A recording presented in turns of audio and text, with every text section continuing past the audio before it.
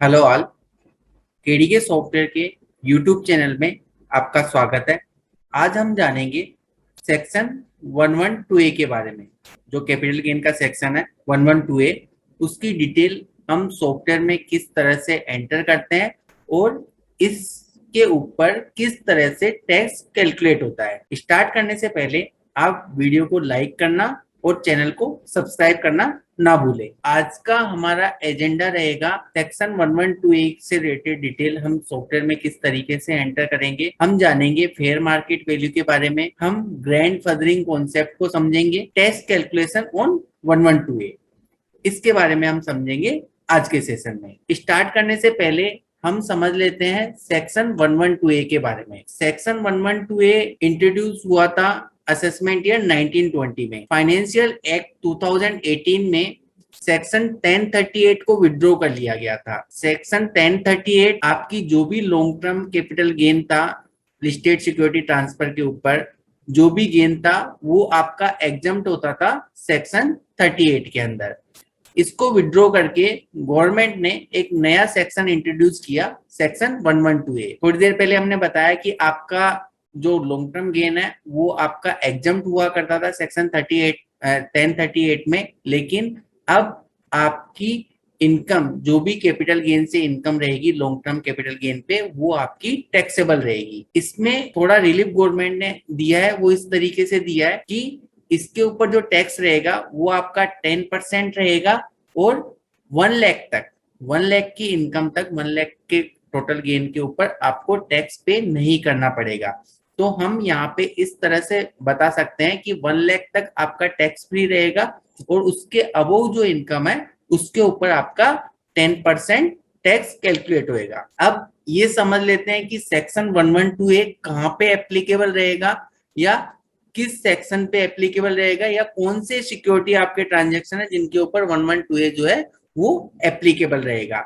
तो यहाँ पे 3 सेक्शन कवर होते हैं, 3 सिक्योरिटी ट्रांजेक्शन जो है वो कवर होते हैं 112A में। पहला आपका इक्विटी शेयर, दूसरा आपका बिजनेस ट्रस्ट और थर्ड आपका म्यूचुअल फंड। इन तीन जगह पे आपका सेक्शन 112A एप्लीकेबल रहेगा। इस पे एक और कंडीशन आपकी कि अगर आपने सिक्योरिटी ट्रांजैक्शन टैक्स जो एसटीडी पेड आपको सेल्स और परचेज दोनों पे किया हुआ होना चाहिए अगर आप सेक्शन 112A के अंदर जा रहे हैं। तो हम समझ लेते हैं कि पहली कि सॉफ्टवेयर में किस तरह से एंट्री करनी है आपको सेक्शन 112A के लिए कैपिटल गेन की।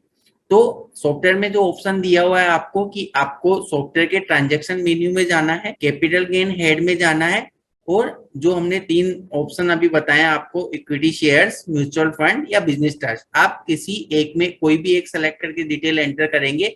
और अगर आपका एसटीडी पेड ऑन सेल्स और एसटीडी पेड ऑन परचेज रहता है तो आपकी जो लॉन्ग टर्म की जो डिटेल जाएगी वो आपकी जाएगी सेक्शन 112A में। हम एक बार सॉफ्टवेयर में समझ लेते हैं कि कैसे आपको डिटेल एंटर करनी है सेक्शन 112A में। आपको सबसे पहले ट्रांजैक्शन मेन्यू पे जाना है। ट्रांजैक्शन मेन्यू पे आपको यहाँ पे ऑप्शन दिया हुआ है capital gain. Capital gain head के अंदर आपको क्लिक करना है। यहाँ पे टाइप आपको सेलेक्ट करना है जो अभी हमने आपको बताया, इक्विटी शेयर्स हो सकता है आपका, म्यूचुअल फंड हो सकता है और बिजनेस ट्रस्ट। इन केसेस में आपका एप्लीकेबल सेक्शन रहेगा लॉन्ग टर्म के ऊपर 112A। एग्जाम्पल के लिए हम सेलेक्ट कर लेते हैं यहाँ पे टाइप इक्विटी शेयर। डिस्क्रिप्शन, जो भी आपका टाइप ऑफ इक्विटी या प्रेफरेंस शेयर है वो आपको यहाँ पे सेलेक्ट करना है डिस्क्रिप्शन में। अगर आप यहाँ पे फाइंड नहीं कर पा रहे हैं ड्रॉप डाउन में कोई भी डिस्क्रिप्शन, तो आप यहाँ पे मैनुअली टाइप भी कर सकते हैं। ठीक है, एक हम यहाँ पे सेलेक्ट कर लेते हैं डिस्क्रिप्शन। जैसा कि हमने बताया कि जो सेक्शन एप्लीकेबल रहेगा वो आपका लॉन्ग टर्म पे रहेगा, तो हम एक डेट यहाँ पे सेल डेट बता देते हैं 2020, और परचेज डेट हम ऐसी रखते हैं जहाँ पे आपका लॉन्ग टर्म रहे, कि होल्डिंग पीरियड हम 1 साल से ऊपर रखते हैं। तो यहाँ पे आप देख पा रहे होंगे कि type of capital gain long term दिखा रहा है सॉफ्टवेयर। सेकंड जो स्टेप है कि हम डिटेल एंटर करते हैं सेल्स कंसिडरेशन की। आप यहाँ पे क्लिक करेंगे, बटन दिया हुआ है सेल्स कंसिडरेशन का। यहाँ पे अगर आप 112A में जो डिटेल बता रहे हैं तो आपको प्रॉपर डिस्क्रिप्शन बताना होता है कि आपके नंबर ऑफ शेयर्स कितने थे और पर शेयर प्राइस क्या थी। डिटेल हम एंटर कर देते हैं। सपोज हमारा 10 शेयर्स थे और हमारी पर शेयर प्राइस यहाँ पे थी 30,000। आप देख पा रहे होंगे यहाँ पे total sales consideration from buyer आपको दिखा रहा है 3 lakhs। 10 multiply by 30,000। 112A में, सेक्शन 112A में ISIN कोड भी बताना आपको जरूरी होता है। इंटरनेशनल सिक्योरिटी आइडेंटिफिकेशन नंबर, वो भी आपको देना मैंडेटरी है अगर आप सेक्शन 112A के अंदर डिटेल बता रहे हैं तो। ISIN कोड आपको सॉफ्टवेयर फाइंड करने का ऑप्शन देता है। अगर आपको नहीं पता है पर्टिकुलर शेयर के लिए ISIN कोड क्या है तो आप सर्च कर सकते हैं। यहाँ पे ऑप्शन दिया सर्च फॉर ISIN कोड का, आपको इस बटन पे क्लिक करना है।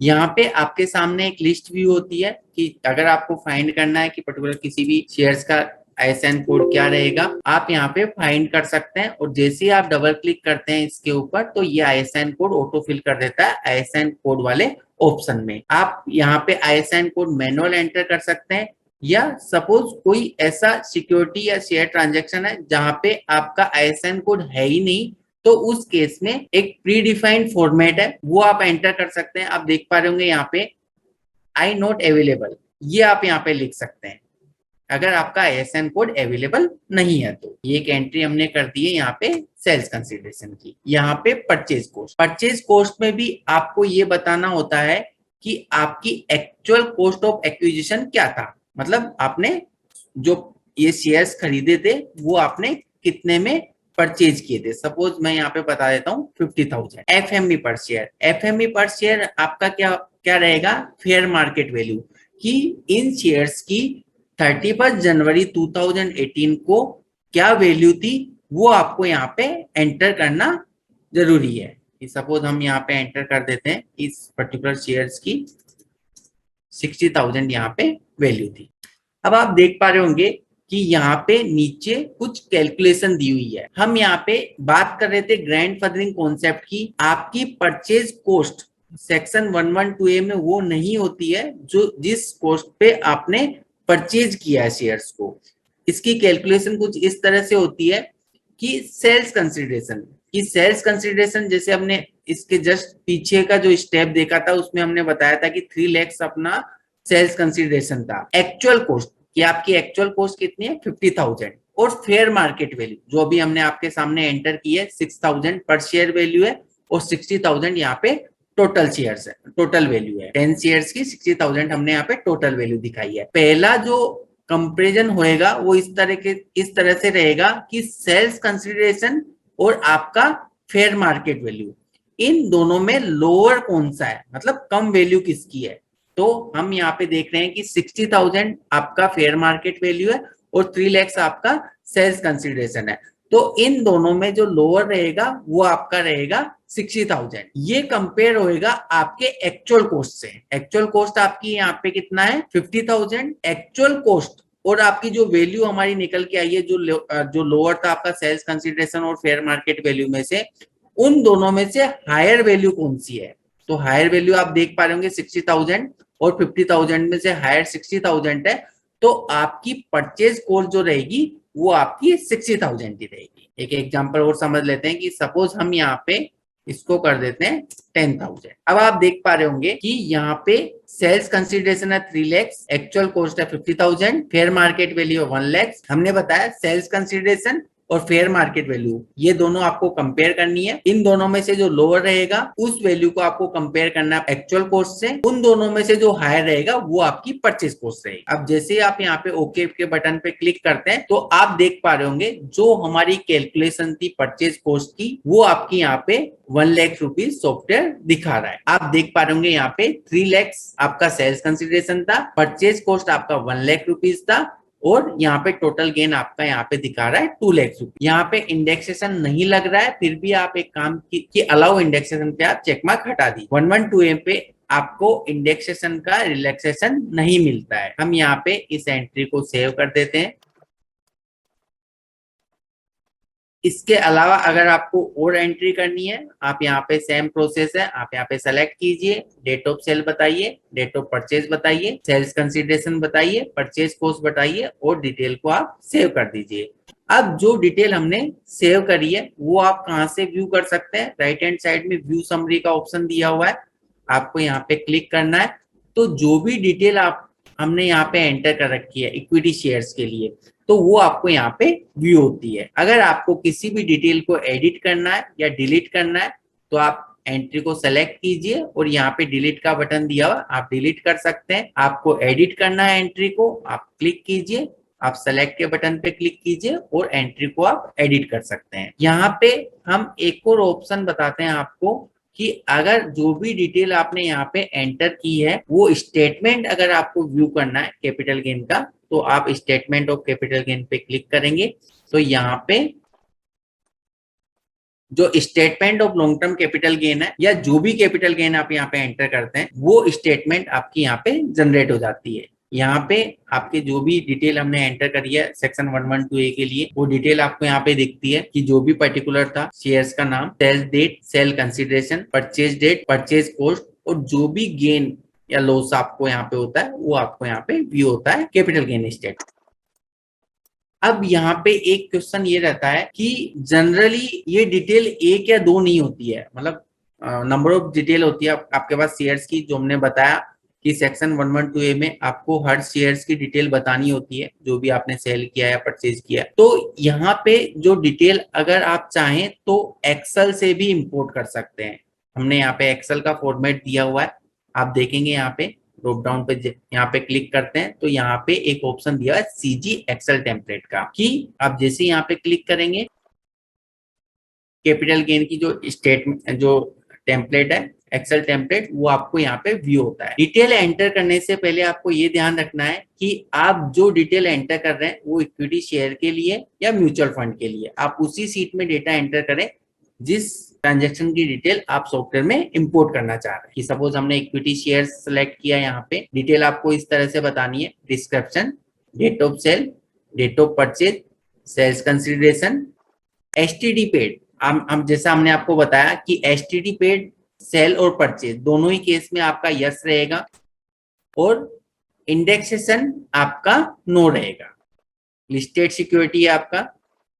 सॉफ्टवेयर में या एक्सेल सीट में डेटा एंटर करते टाइम आपको ये ध्यान रखना है कि इंडेक्सेशन आपको हमेशा नो रखना है, एसटीडी पेड ऑन परचेज पे आपको यस रखना है और एसटीडी पेड ऑन सेल पे भी आपको यस रखना है जब भी आप एक्सेल में या सॉफ्टवेयर में डेटा एंटर करते हैं फॉर 112A। आप यहाँ पे देखोगे एक कॉलम दिया हुआ नंबर ऑफ शेयर्स का, जो हमने सॉफ्टवेयर में भी देखा था कि आपको प्रॉपर डिस्क्रिप्शन बताना होता है कि जो भी आपने शेयर सेल किए हैं, नंबर ऑफ शेयर्स कितने थे, पर शेयर की वैल्यू क्या थी। यहाँ तो आप देख पा रहे होंगे कैलकुलेशन, जो एम नंबर का जो कॉलम है वो आपको इस तरीके से कैलकुलेट होकर आएगा, आपका sales consideration from buyer, number of share into sale पर प्राइस। आईएसएन कोड जो हमने बताया सेक्शन 112A के लिए मैंडेटरी है, आपको आईएसएन कोड दिखाना ही है। और फेयर मार्केट वैल्यू, कि अगर आपकी परचेज डेट 31 जनवरी 2018 से पहले की है तो आपको फेयर मार्केट वैल्यू बतानी जरूरी है। अगर आपकी परचेज डेट 31 जनवरी 2018 के बाद की है तो आप फेयर मार्केट वैल्यू बतानी नहीं है। बाकी अगर 31 जनवरी 2018 से पहले की अगर आपकी परचेज है तो आपको फेयर मार्केट वैल्यू बतानी है। आप एक्सेल सीट को सेव कर सकते हैं जिस लोकेशन पे आपको सेव करना है। और यहाँ पे हमने एक बटन दिया हुआ है इंपोर्ट फ्रॉम एक्सेल का, इस बटन से आप डायरेक्टली इस एक्सेल सीट को इंपोर्ट करके भी आप अपनी कैपिटल गेन की डिटेल सेक्शन 112A के लिए सॉफ्टवेयर में एंटर कर सकते हैं, इंपोर्ट कर सकते हैं। अब हम समझ लेते हैं कैलकुलेशन की टैक्स किस हिसाब से कैलकुलेट होएगा 112A की एंट्री पे। तो जो एडीके सॉफ्टवेयर के न्यू यूजर हैं वो देख सकते हैं कि आप सॉफ्टवेयर के अंदर कंप्यूटेशन किस तरह से प्रिपेयर कर सकते हैं या देख सकते हैं। तो हमने यहाँ पे ऑप्शन दिया हुआ है कंप्यूटेशन के लिए, आपको फॉर्म्स ऑप्शन पे क्लिक करना है और यहाँ पे कंप्यूटेशन पे क्लिक करना है। जैसे आप कंपटीशन पे क्लिक करेंगे तो यहाँ पे कंपटीशन आपका व्यू होता है। आप देख पा रहे होंगे कि हमने यहाँ पे कैपिटल गेन जो है आपका, जो हमने बताया था कि 3 लाख आपका हमारा सेल्स कंसिडरेशन था और 1 लाख रुपीज हमारा परचेज कॉस्ट कैलकुलेट करके दिखाई थी हमने। तो उसके बेस पे आपका जो गेन हो रहा है यहाँ पे 2 लाख रुपीज गेन हो रहा है। यहाँ पे हमने एक और इनकम ऐड कर रखी है अदर सोर्स। अब आप देखोगे कि यहाँ पे जो कैलकुलेशन है वो इस तरह से है कि जो अदर सोर्स इनकम है वो आपकी है नॉर्मल रेट इनकम, और जो हमने बताया था कि इस पे कैपिटल गेन इनकम जो सेक्शन 112 है उस पे का लगता है 10% आपका टैक्स लगेगा, तो ये आपका कैलकुलेट होता है एज ए स्पेशल रेट। तो आप देख पा रहे होंगे कि टोटल इनकम को हमने दो पार्ट में बाइफरकेट करके दिखाया है, एक income tax at normal rate और दूसरा income taxable at special rate. अब यहाँ पे थोड़ा कंफ्यूजन ये रहता है कि हमने आपको बताया था कि 1 लाख तक आपका टैक्स फ्री रहता है। मैं आपको ये बताता हूँ कि टैक्स फ्री और एग्जम्प्ट उसमें थोड़ा सा डिफरेंस है कि एग्जम्प्ट इनकम जो रहती है वो आपकी आईटीआर फॉर्म के शेड्यूल ईआई जो कॉलम है वहां पे आपको व्यू होती है। जैसे अगर आईटीआर फॉर्म की अगर हम बात करें तो यहाँ पे शेड्यूल ईआई जो कॉलम है वहां पे आपको आपकी जो एग्जम्प्ट इनकम है वो व्यू होती है, लेकिन 112A की जो डिटेल है वो आपकी एग्जम्प्ट नहीं है, इसलिए यहाँ पे कोई भी डिटेल नहीं आएगी। ये आपकी टैक्स फ्री है कि 1 लाख तक आपको यहाँ पे कोई भी टैक्स नहीं लगेगा। तो कहने का मतलब ये है कि ये इनकम आपके जो पार्ट बीटीआई जो आईटीआर का जो फॉर्म का पार्ट है, पार्ट बीटीआई जो कंप्यूटेशन है, जो इनकम हेड है वहां पे ऐड होएगी, लेकिन इस पे 1 लाख रुपीज तक कोई भी टैक्स नहीं लगेगा। आप देख पा रहे होंगे कि यहाँ पे जो टैक्स अंडर सेक्शन 112 है वो सिर्फ 10,000 ही व्यू हो रहा है।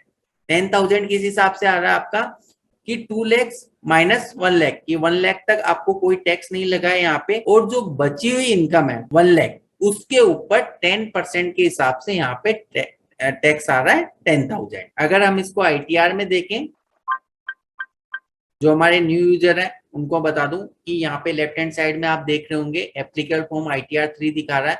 अगर आपको हार्ड कॉपी देखनी है तो आप ऊपर वाला जो ऑप्शन है आईटीआर 3 आप वहां पे जनरेट क्लिक करके देख सकते हैं, और आईटीआर 3 जो अगर आपको फाइलिंग करनी है आप ई आईटीआर 3 वाले ऑप्शन से फाइलिंग कर सकते हैं।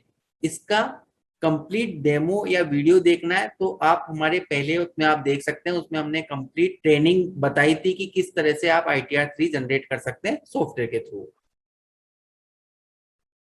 आप देखेंगे यहाँ पे जो फॉर्म का पार्ट है,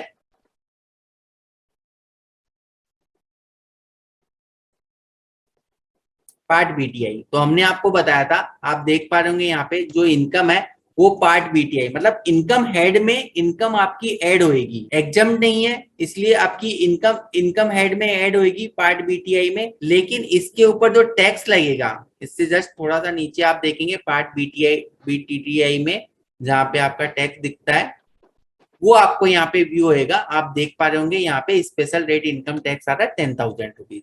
तो कहने का मतलब ये है कि इनकम जो है आपकी सेक्शन 112A की वो 1 लाख हो या 1 लाख से अबव हो, इनकम आपकी टोटल इनकम आपकी व्यू होगी पार्ट बीटीआई में, लेकिन उसके ऊपर जो टैक्स लगेगा वो 1 लाख रुपीज हटा के लगेगा कि एक 1 लाख तक आपका टैक्स नहीं लगेगा, उसके अबव जो इनकम है उसके ऊपर आपका 10% के हिसाब से आपको टैक्स यहाँ पे व्यू होएगा और वही आपको यहाँ पे करना होगा। एक और चीज समझ लेते हैं, आप देख पा रहे होंगे यहाँ पे इनकम आपकी 4,500 है, फिर भी यहाँ पे टैक्स आ रहा है 10,000। अब सबके मन में सवाल ये है कि यहाँ पे 87A का रिबेट क्यों नहीं मिल रहा।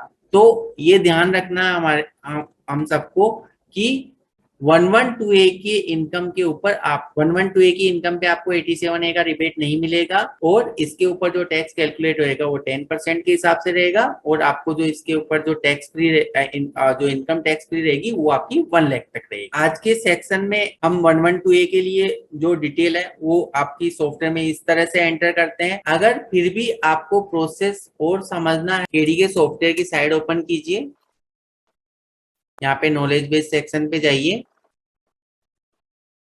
यहाँ पे आप आपके जो भी कीवर्ड्स हैं वो टाइप कर सकते हैं जो आपको देखना है, कि सपोज आपको देखना है कि 112A की डिटेल आपको किस तरह से एंटर करनी है सॉफ्टवेयर में, तो ये कंप्लीट प्रोसेस आपको यहाँ पे व्यू होता है।